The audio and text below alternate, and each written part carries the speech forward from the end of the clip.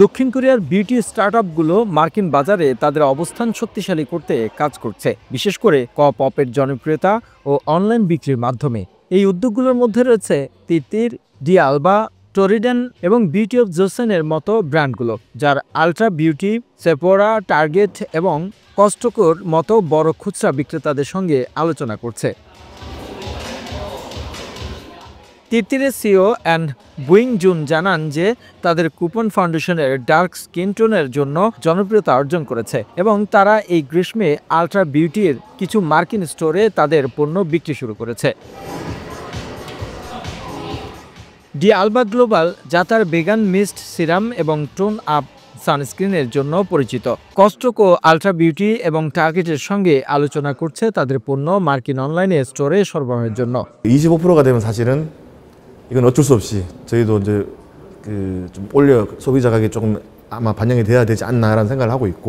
এছাড়া দক্ষিণ কোরিয়ার প্রধান বিউটি টেইলার অলিভিয়ং এই বছর লস অ্যাঞ্জেলে তাদের প্রথম মার্কিন স্টোর খোলার পরিকল্পনা করছে। তবে এই পরিকল্পনার মধ্যে মার্কিন শুল্কের হুমকি এবং প্রতিষ্ঠিত মাস মার্কেট বিকল্পগুলির সঙ্গে প্রতিযোগিতা একটি চ্যালেঞ্জ হতে পারে। 하게 이루어져야 될 것 같습니다. 그래서 그런 부분에서 확고한 브랜드 입지도를 만들지 못하면은 조금 어려워질 수 있지 않을까 이렇게 보고 있고요.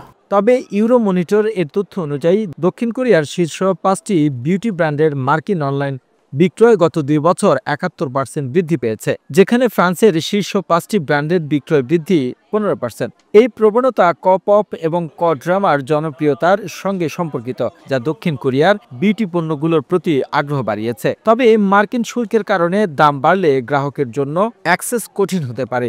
I wish to come every single time here to buy it, but that's not possible because I have things to do in the States.